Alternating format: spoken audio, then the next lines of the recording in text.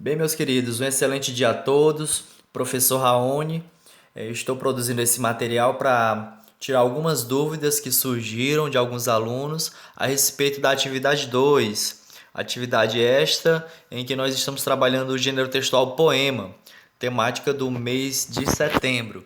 Então, esse material traz consigo alguns esclarecimentos e sugestões em relação à nossa atividade 2. Vamos lá então. O texto poético, a poesia. A poesia nada mais é de que um texto, um gênero textual que nos remete aos primórdios da literatura.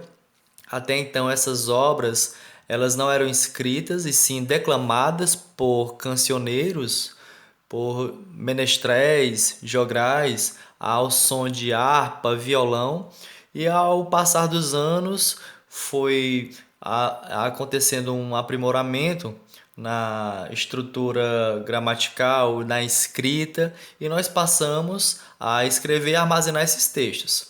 Então a poesia nos traz a esse período remoto e dessa forma nós temos uma qualidade, uma qualificação a respeito desse próprio texto, o seu tom lírico, angelical, a musicalidade.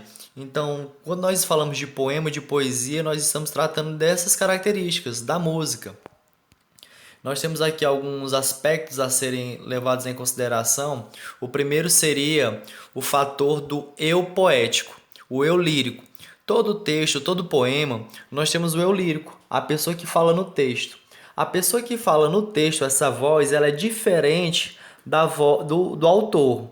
O autor foi aquele indivíduo que produziu, que escreveu o poema propriamente dito, mas o eu lírico é aquela voz que está por trás dessa produção. Nós temos como um exemplo, digamos que eu produza um poema, eu, professor Raoni, irei produzir um poema, mas que a minha voz, o eu que está naquele poema, seja, digamos, um senhor de 100 anos de idade falando sobre sua vida. Então, o autor seria uma coisa, um ser, já o eu lírico é aquela pessoa, aquela voz que está falando no texto, certo? Quando nós falamos de poema, nós tratamos, principalmente na atividade 2, sobre a questão estrutural. Né? A poesia ela está estruturalmente dividida em versos e estrofes. Né? O estrofe nada mais é do que o conjunto de versos. O verso é a unidade básica. Cada linha do poema nós chamamos de verso. Conjunto de versos e estrofes. O verso é a unidade básica. Então, de acordo com a quantidade de versos em uma estrofe, nós temos uma série de classificações. Essas classificações estão sendo cobradas aí na nossa atividade, na questão 2 da atividade 2. Então, só recapitulando, a estrofe é o agrupamento de versos e o verso nada mais é do que a unidade básica. Tudo bem, gente? Então vamos aí à classificação de estrofes. De acordo com a quantidade de versos em cada estrofe, nós temos aí a classificaçãozinha, ó. Quando eu tenho um estrofe com apenas um verso, é monóstico. 2 versos, dístico. 3 versos, terceto. 4 versos, quarteto.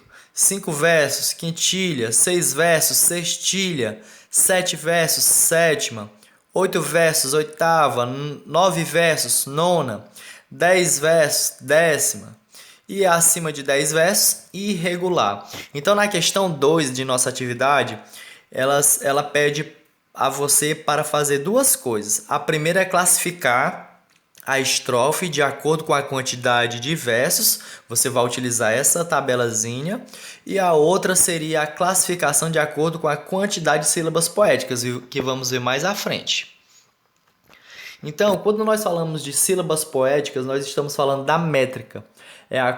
Nós vamos quantificar, verificar a quantidade de sílabas poéticas que existem em um verso. A quantidade de sílabas poéticas é diferente da quantidade de sílabas gramaticais, porque nós vamos levar em consideração a parte fonética, né? a situação relacionada ao som. Então, nós vamos fazer uma distinçãozinha gramatical quanto a isso. Então, a sílaba gramatical é uma coisa e a sílaba poética é uma totalmente diferente. Nós temos aí o primeiro exemplo. Ó. Só entendo o mar através da areia. Vocês podem perceber que a separação feita por barras não segue a separação gramatical correta, de acordo com a separação de cada sílaba. Perceba aí, ó, só entendo mar. Perceba que a última sílaba da palavra entendo, ela está unida à vogalzinha O, não é? O artigo. Então, quando nós temos uma palavra que termina com vogal e a outra palavra inicia com vogal, ambas átonas, o som fechado, e são pronunciadas de maneira juntas, nós iremos uni-las apenas em uma sílaba poética. Então, se nós analisarmos bem, sílabas poéticas no primeiro verso aí do exemplo, nós temos 1, 2, 3, 4, 5. Se fôssemos contar as sílabas gramaticais, nós teríamos 1, 2, 3, 4, 5, 6. Certo, gente? Então, um detalhe muito importante que nós devemos também levar em consideração na contagem das sílabas poéticas é que nós vamos contar sílaba por sílaba, tendo atenção nessa pronúncia para fazer a elisão, a junção dessas sílabas. E lembrando que na última palavrinha do verso, nós vamos contar até a sílaba tônica. Então, veja um segundo exemplo, ó. Através da areia. Sílabas gramaticais eu tenho aí, ó, 1, 2, 3, 4, 5, 6, 7 sílabas gramaticais. Mas sílabas poéticas eu tenho apenas 1, 2, 3, 4, 5. Por que 5, professor Raoni? Porque a palavra areia temos duas particularidades. Da areia nós tivemos aí a união dessas duas sílabas em apenas em uma. E a palavra areia, a sílaba tônica seria o rei. Então nós vamos contar apenas até ela. O azinho lá no final nós desconsideramos. Tudo bem? Então essa primeira sugestão em relação a esse material.